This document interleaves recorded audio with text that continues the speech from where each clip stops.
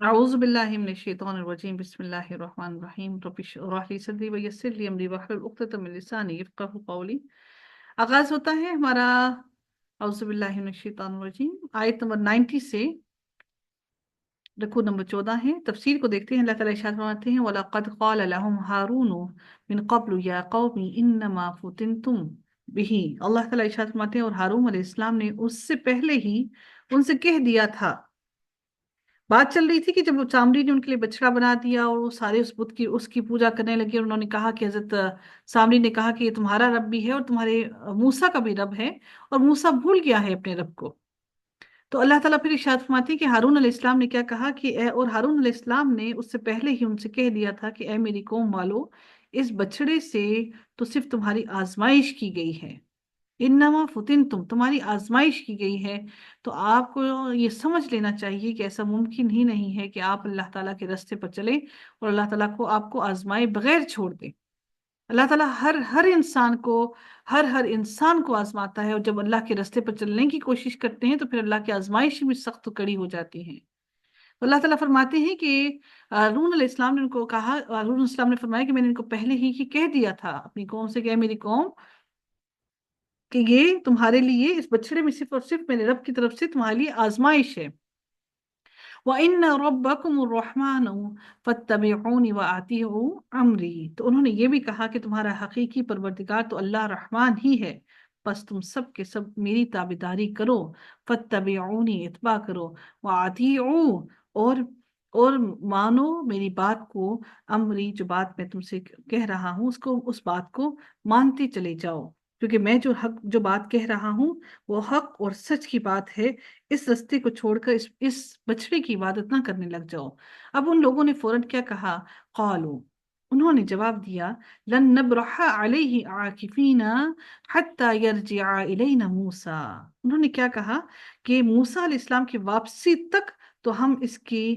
तुम्हारी बात हरगिज ना मानेंगे, बल्कि हम डट कर बैठे रहेंगे, आकिफीना जम कर बैठे रहेंगे इसी बात पर, इसी बछड़े की इबादत पर। हत्ता यहाँ तक कि यरजिआ इलैना मूसा, कि मूसा वापस ना आ जाए। मूसा अलैहिस्सलाम वापस आएंगे तो फिर हम देखेंगे कि हम आगे का मामला क्या तय पाते हैं। लेकिन इस वक्त तक हम अपने रब से खाली हैं, तो हमारे पास रब मौजूद होना चाहिए। जब मूसा आएंगे तो फिर हम देखेंगे कि क्या हम आगे का राह अमल तय करें। कौला, कहा, किसने कहा, काला या हारून, कहा। अब यहाँ पर हारून आ गया है, उनको पुकार रहे हैं, तो इसका मतलब है कि किसने कहा, हजरत मूसा अलैहिस्सलाम ने कहा। मूसा अलैहिस्सलाम कहने लगे, ए हारून, मा मनाका इद रअयतहुम ضल्लू। ए हारून, इन्हें गुमराह होता हुआ देखते हुए तुझे किस चीज ने रोका था कि तूने इनको मना ना किया। इद रअयतहुम, तू देख रहा था अपनी आंखों से, ضल्लू, कि ये गुमराह हो रहे थे। तो माँ मना आका, किस चीज ने तुम्हें रोके रखा इनको मना ना करने से, कि इनको रोकने से, कि ये भटक रहे हो, तूने भटकने दिया इनको। अल्लाह तत्तबिआनी, फिर इरशाद होता कि तू मेरे पीछे ना आया। अफ़असैता अमरी, और कि क्या तू भी मेरे फरमान का नाफरमान बन बैठा। अफ़असैता, क्या तूने भी नाफरमानी कर दी। इन लोगों ने तो की ही, क्या तूने भी मेरी नाफरमानी कर दी। हजरत मूसा अलैहिस्सलाम बहुत सख्त गुस्से के आलम में थे इस वक्त, और उन्होंने बड़े गुस्से में उनसे ये पूछा कि क्या तू भी इनके साथ मिल गया, क्या तूने भी ये नाफरमानी अपना ली। काला, हजरत हारून अलैहिस्सलाम ने जवाब दिया, काला या यबना उम्मा, ए मेरी माँ के बेटे, ए मेरी माँ की बेटे, यानी कि ए मेरी माँ की तरफ से भाई। यबना उम्मा, ए मेरी माँ के बेटे, ला ताखुद बिल्लिह्यति वला बिरअसी। उन्होंने क्या कहा, ए मेरी माँ के बेटे, मेरी दाढ़ी ना पकड़। देखिए, अब जब इंसान वास्ता देता है तो वो माँ का वास्ता देता है, क्योंकि माँ से जो दिल का ताल्लुक है वो ज्यादा करीबी होता है, वो ज्यादा जुड़ा हुआ होता है। तो माँ के अंदर रहम भी ज्यादा पाया जाता है। इसलिए उन्होंने अपनी माँ को पुकारते हुए उन्होंने कहा, ए मेरी माँ के बेटे, ला ताखुद बिल्लिह्यती, कि ना तू मेरी दाढ़ी को पकड़, वला बिरअसी, और ना ही तू मेरे सर के बाल खींच। वो गुस्से में थे कि उनकी दाढ़ी और उनके सर के बालों को खींच रहे थे, गुस्से में लड़ रहे थे। इन्नी खशीतु, उन्होंने क्या कहा कि मुझे तो सिर्फ ये ख्याल आता है कि अन तकूला فرقت بین بنی اسرائیل، کہ مجھے تو یہ خوف آیا کہ کہیں ایسا نہ ہو کہ تو نے، اے میرے بھائی، کہ تو کہیں ایسا نہ ہو کہ تو مجھے یہ کہے کہ بنی اسرائیل میں تو نے تو فرقہ ڈال دیا، ان کے بیچ میں پھوٹ ڈال دی، ان تقولا، مجھے یہ خوف تھا کہ کہیں ایسا نہ ہو کہ آپ مجھے یہ کہہ دیں کہ تم نے میری اس بنی اسرائیل کے درمیان میں پھوٹ ڈال دی، تفرقہ ڈال دیا، ان کو ٹکڑے ٹکڑے میں باندھ دیا۔ وَلَمْ تَرْقُبْ قَوْلِي، اور میں انہوں نے کیا فرمایا کہ اور وَلَمْ تَرْقُبْ قَوْلِي، اور میری بات کا انتظار نہ کیا، یعنی کہ میرے آنے کا انتظار نہ کیا تو نے، اور تو نے ایسا کام کر دیا۔ سورہ اعراف میں حضرت ہارون علیہ السلام کا جواب یہ جو ہے وہ کیا ہے کہ قوم نے مجھے، انہوں نے یہاں پر سورہ اعراف میں اللہ تعالیٰ نے فرمایا آیت نمبر 142 کے اندر کہ قوم نے مجھے کمزور خیال کیا اور میرے قتل کے درپے ہو گئے۔ ان کو ایسا تھا کہ وہ ان کی قوم ان کو قتل کرنے لگی تھی، اور جس کا مطلب یہ ہے کہ حضرت ہارون علیہ السلام نے اپنی ذمہ داری پوری طرح نبھائی اور انہیں سمجھانے کی پوری پوری کوشش کی، اور اس میں کوئی کوتاہی نہیں چھوڑی، لیکن معاملے کو اس حد تک نہیں جانے دیا کہ خانہ جنگی شروع ہو جائے، وہ آپس میں قتل و غارت پر اتر آئیں، کیونکہ ہارون علیہ السلام کے قتل کا مطلب پھر ان کے حامیوں اور مخالفوں میں آپس میں خونی تصادم ہونا تھا، اور بنی اسرائیل واضح طور پر دو گروہوں میں بٹ جاتے جو ایک دوسرے کے خون کے پیاسے ہوتے۔ حضرت موسیٰ علیہ السلام چونکہ وہاں موجود نہ تھے، اور ایسا یہاں سے ایک بہت اہم بات معلوم ہوتی ہے کہ غیب کا علم صرف اور صرف اللہ تعالیٰ کی ذات کے پاس ہے، اس لیے حضرت ہارون علیہ السلام ان کو وہ ساری خبریں بیان کر رہے ہیں، اس لیے وہ اس موقع کی نزاکت کو نہیں جانتے تھے کہ اس وقت وہاں پر کیا معاملات تھے اور کس وجہ سے حضرت ہارون علیہ السلام نے یہ سارا معاملہ کیا اور خاموشی اختیار کی۔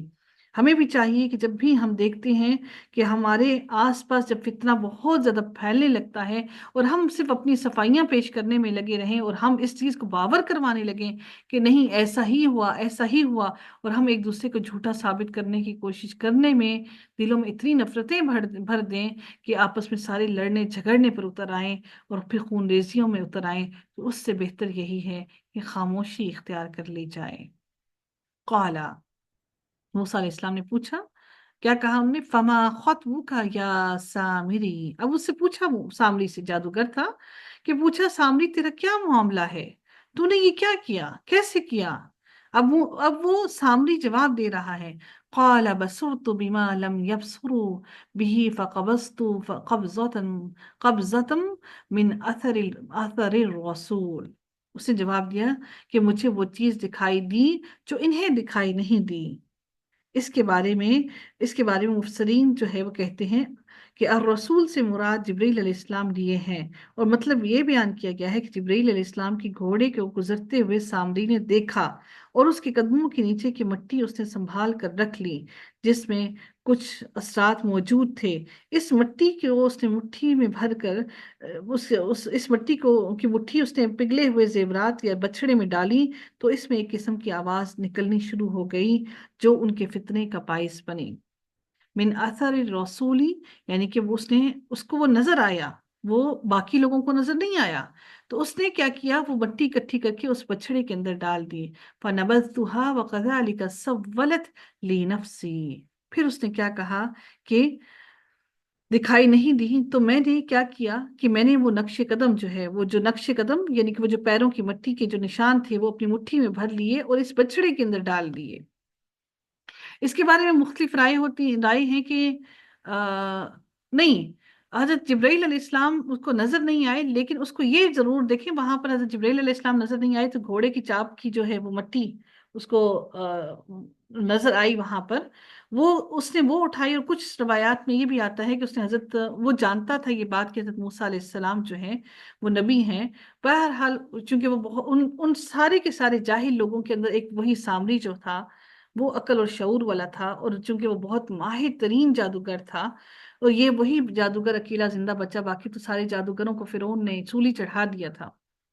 جنہوں نے اللہ تعالیٰ کو مان لیا اور وہ ایمان لے آئے، باقی سب کو تو فرعون نے چولی چڑھا دیا۔ تو اس نے کیا کیا کہ وہ مٹی، کچھ روایات میں آتا ہے کہ حضرت موسیٰ علیہ السلام کے پیروں کی مٹی نیچے کی اٹھائی، اور کچھ میں یہ آتا ہے کہ اس کو حضرت جبرائیل علیہ السلام کے جو گھوڑا جس پر سوار ہو کر وہ آئے تھے اس کی اس کی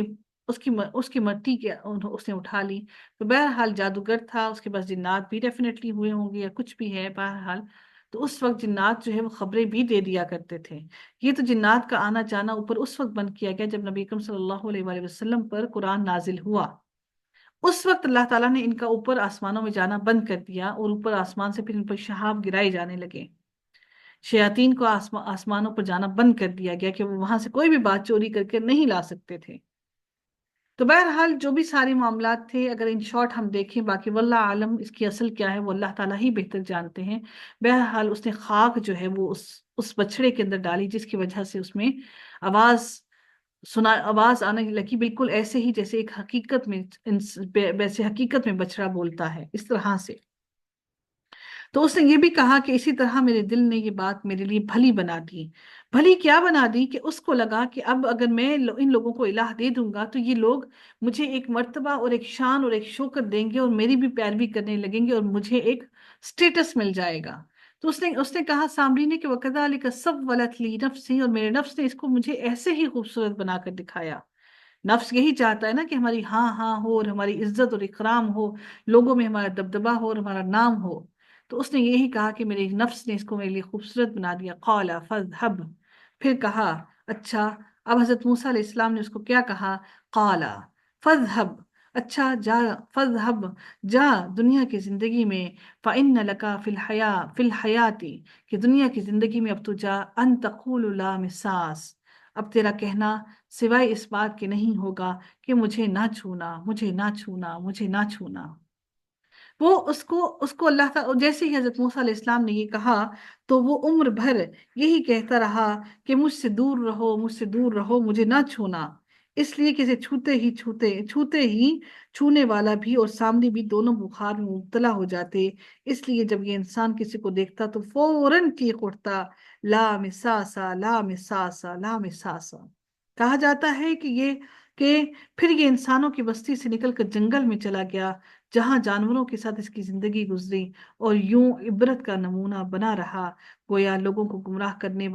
کرنے کے لیے جو شخص جتنا زیادہ ہیلا اور جتنا فنکار ہوگا اور جتنے مکر و فریب اختیار کرے گا، دنیا اور آخرت میں اس کی سزا بھی اسی حساب سے شدید ترین اور عبرت ناک ہوگی۔ تو بہرحال حضرت موسیٰ علیہ السلام نے جب اس کو یہ کہا کہ تیرا کلمہ اب اس کے سوا اور کچھ نہ ہوگا، تو نے جو چال بازیاں میرے پیچھے چلنے کی کوشش کی، اب اللہ تعالیٰ تمہیں اس کے بدلے خوب خوب تمہیں عذاب دے گا۔ وَإِنَّ لَكَ مَوْعِدًا لَن تُخْلَفَهُ، تو پھر کیا ہوا کہ ایک اور بھی وعدہ تیرے ساتھ ہے جو تجھ سے ہرگز نہ ٹلے گا، یعنی آخرت کے عذاب کا وعدہ وہ انہوں نے کر دیا کہ اب ایک اور وعدہ بھی میں تم سے کر رہا ہوں کہ جو تجھ سے ہرگز نہ ٹلے گا۔ وانظر الہک الذی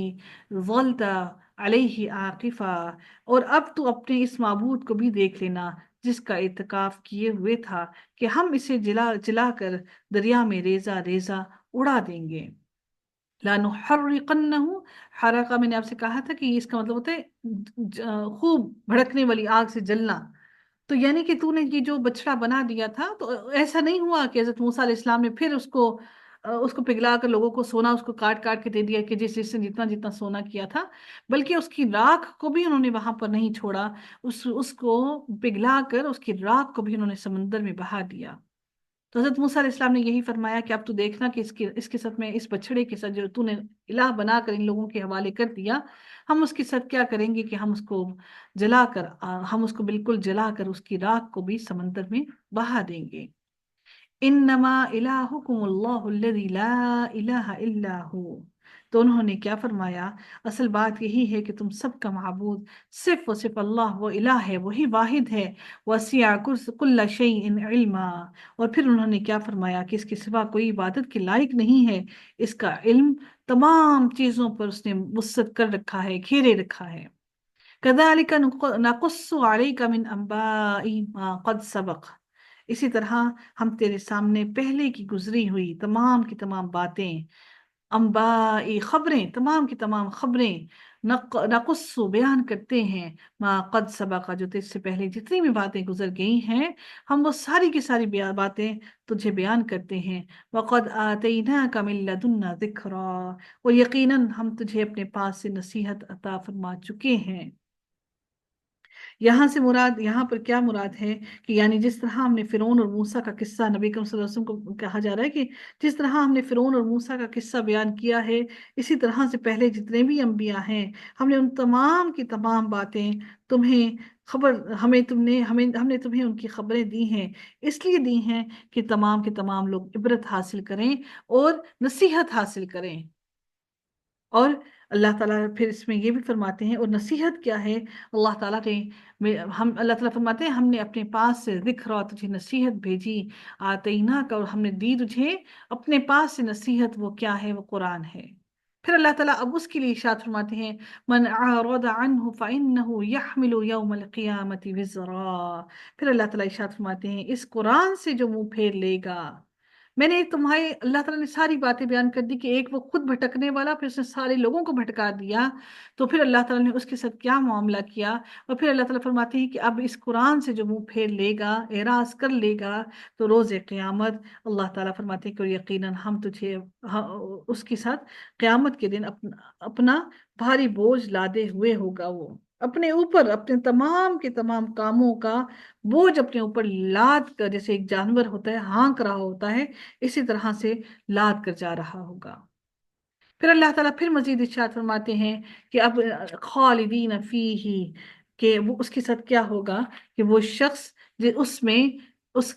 جس بوجھ کو وہ اٹھائے ہوئے ہوگا، اس بوجھ کی وجہ سے وہ اس سے ہرگز بچ نہ سکے گا اور نہ ہی بھاگ سکے گا، خالدین فیہ، کہ اس کے اندر وہ ہمیشہ ہمیشہ رہے گا۔ وَسَأَلَهُمْ يَوْمَ الْقِيَامَةِ حِمْلًا، اللہ تعالیٰ پھر ارشاد فرماتے ہیں کہ اور ان کے لیے قیامت کے دن بہت ہی بڑا برا بوجھ ہے، حملہ، بھاری اور بہت ہی برا بوجھ ہے۔ ایک تو ان کے جسم کو کھالے اللہ تعالیٰ ان کی اتنی ہیوی کر دے گا، اوپر سے وہ سارے کے سارے گناہوں کا بوجھ ساری زندگی جہنم میں اپنے اوپر اٹھائے رکھیں گے، ہمیشہ رہیں گے، خالدین فیہ، اسی بوجھ کی حالت میں ہمیشہ رہیں گے۔ پھر رب کائنات پھر ارشاد فرماتے ہیں اب اس دن کے بارے میں، اب قیامت کی اللہ تعالیٰ ہلاکیوں کے بارے میں بیان کرتے ہوئے فرماتے ہیں یوم ینفخ فی الصور ونحشر المجرمین یومئذ زرقا، جس دن سور پھونکا جائے گا، سور جو کہ حضرت اسرافیل علیہ السلام اپنے منہ میں لے کر کھڑے ہیں، صرف اس انتظار میں کہ اللہ تعالیٰ کا حکم ہو اور وہ سور کو پھونک دیں، تو پھر اللہ تعالیٰ ارشاد فرماتے ہیں کہ پھر جس دن سور پھونکا جائے گا اور گناہگاروں کو ہم اس دن دہشت کی وجہ سے ان کی آنکھیں نیلی پیلی ہو جائیں گی، بلو ہو جائیں گی ان کی دہشت کی وجہ سے، تمام مجرموں کی آنکھیں، یتخافتون بینہم ان لبثتم الا عشرا، وہ آپس میں چپکے چپکے کہہ رہے ہوں گے ہم تو دنیا میں صرف 10 دن ہی رہے، نحن اعلم بما یقولون اذ یقول امثلهم طریقتا ان لبثتم الا یوما۔ اللہ تعالیٰ پھر فرماتے ہیں جو کچھ وہ کہہ رہے ہیں اس کی حقیقت سے ہم باخوبی باخبر ہیں، ان میں سے سب سے اچھی راہ والا کہہ رہا ہوگا تم تو صرف ایک ہی دن رہے ہو، جو ان میں، یعنی کہ جو ان کے اندر سب سے زیادہ سمجھدار ہوگا وہ آپس میں کہہ رہے ہوں گے ہم 10 دن شاید دنیا میں ٹھہرے، لیکن جو سب سے زیادہ ان میں سمجھدار ہوگا اس کو مدت دنیا کی زندگی اتنی کم لگے گی کہ وہ کہے گا 10 دن تو